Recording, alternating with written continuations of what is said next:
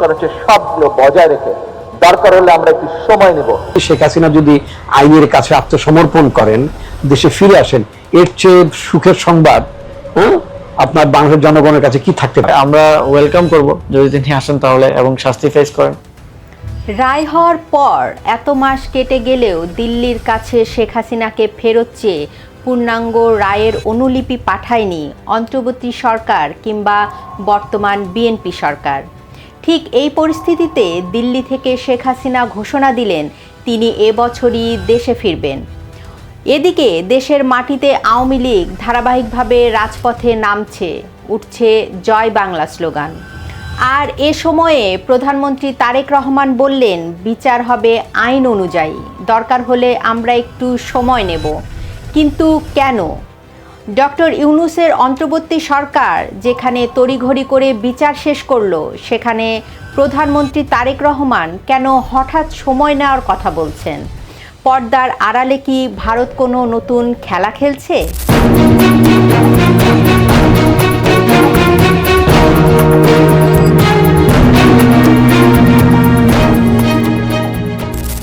শুরুতেই আসা যাক ট্রাইব্যুনালের রায় প্রসঙ্গে। ডক্টর ইউনূসের অন্তর্বর্তী সরকার ক্ষমতায় আসার পরপরই জুলাই আগস্টের হত্যাকাণ্ডের বিচারের জন্য আন্তর্জাতিক অপরাধ ট্রাইব্যুনালকে পুনর্গঠন করে। 2025 সালের 17 নভেম্বর আসে সেই রায়। সাবেক প্রধানমন্ত্রী শেখ হাসিনাকে দেয়া হয় সর্বোচ্চ সাজা ফাঁসি। কিন্তু এই রায়ের পর থেকেই দেশের আইনি মহলে ও রাজনৈতিক অঙ্গনে প্রশ্ন উঠেছে।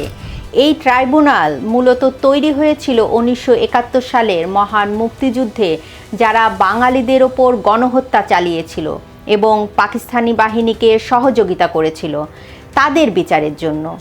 আন্তর্জাতিক অপরাধ আইন 1973-এর আওতায় এই বিচার করা হয়েছিল।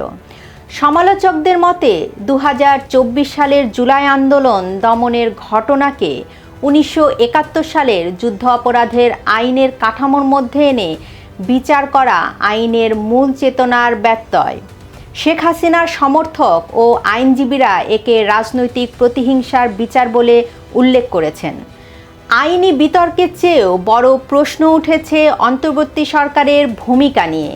রায় হলো 2025 সালের নভেম্বরে, বর্তমানে 2026 সালের জুলাই মাস।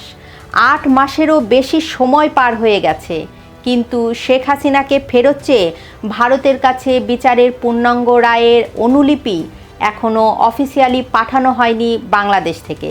কিন্তু কেন?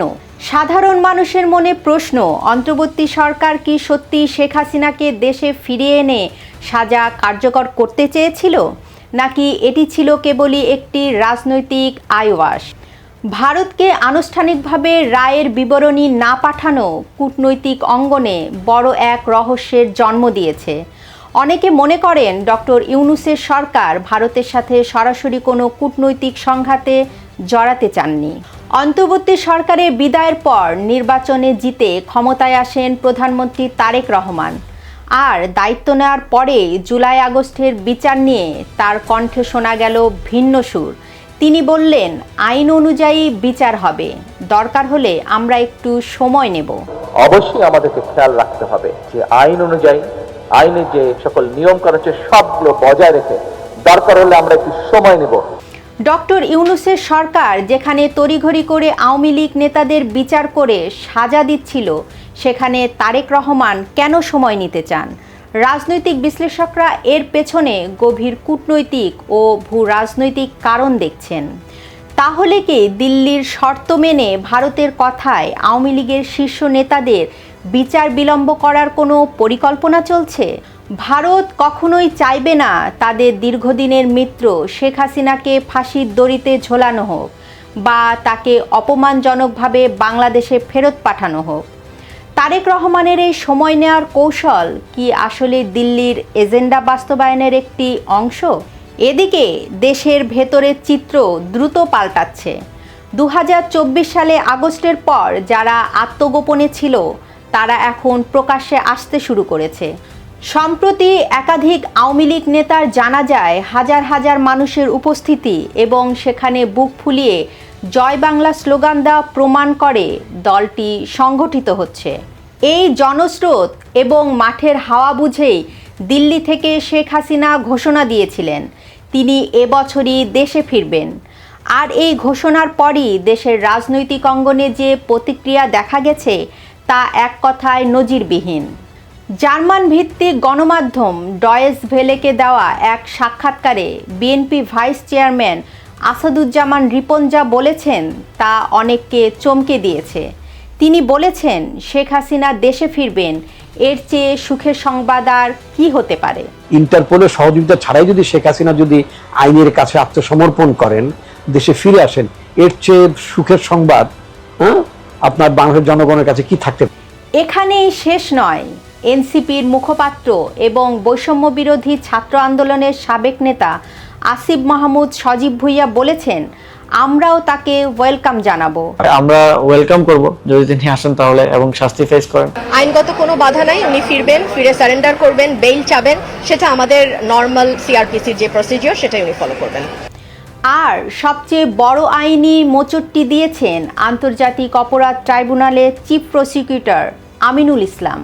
তিনি স্পষ্ট জানিয়েছেন শেখ হাসিনার দেশে ফিরতে কোনো আইনি বাধা নেই। হঠাৎ কি এমন হলো যে শেখ হাসিনাকে কয়েক মাস আগেও খুনি এবং স্বৈরাচার বলে দেশ ত্যাগে বাধ্য করা হয়েছিল, আজ তাকে দেশের সমস্ত শীর্ষ রাজনৈতিক পক্ষ তাকে স্বাগত জানানোর জন্য উন্মুখ হয়ে আছে। এটি কি কেবলই তাকে বিচারের মুখোমুখি করার কৌশল, নাকি এর পেছনে রয়েছে কোনো মহাপরিকল্পনা? চলুন সমীকরণটি একটু মেলানো যাক। প্রথমত, শেখ হাসিনা যদি সত্যি ভারতের সহযোগিতায় দেশে ফেরেন তবে তা হবে বর্তমান তারেক রহমান সরকারের সাথে দিল্লির একটি অলিখিত চুক্তির অংশ। দ্বিতীয়ত, বিএনপি হয়তো মনে করছে শেখ হাসিনা দেশে ফিরে সরাসরি আইনি প্রক্রিয়ার মুখোমুখি হলে এবং জেলে গেলে আওয়ামী লীগের মাঠ পর্যায়ের আন্দোলন স্থিমিত হয়ে যাবে। কিন্তু যদি বিচার প্রক্রিয়াকে সময় নেওয়ার নামে দীর্ঘায়িত করা হয় তবে বুঝতে হবে পর্দার আড়ালের খেলাটা ভিন্ন। বিএনপি হয়তো চাইছে শেখ হাসিনাকে দেশে এনে যদি একটি দীর্ঘমেয়াদী ও আপিলযোগ্য বিচার প্রক্রিয়ার মধ্যে রাখা হয়, তিনি জেলেও থাকবেন, আবার ভারতের দেওয়া প্রতিশ্রুতি অনুযায়ী তার ফাঁসির রায় কার্যকর করা থেকেও বর্তমান সরকার বিরত থাকতে পারবে। অর্থাৎ সাপও মরবে, লাঠিও ভাঙবে না। রাজনীতিতে শেষ কথা বলে কিছু নেই, তবে বর্তমান পরিস্থিতি ইঙ্গিত দিচ্ছে শেখ হাসিনার বাংলাদেশ প্রত্যাবর্তন এখন আর কোনো দূরের কল্পনা নয়। আপনার কি মনে হয় শেখ হাসিনা কি আসলেই এবছর দেশে ফিরবেন? আর তারেক রহমানের এই ধীরগতির বিচারের সিদ্ধান্তের পেছনে আসল রহস্যটা কি? জানান আপনার মতামত। ভিডিওটি শেয়ার করুন, লাইক দিন, সম্ভব হলে চ্যানেলটি সাবস্ক্রাইব করুন। এতক্ষণ সঙ্গে থাকার জন্য ধন্যবাদ।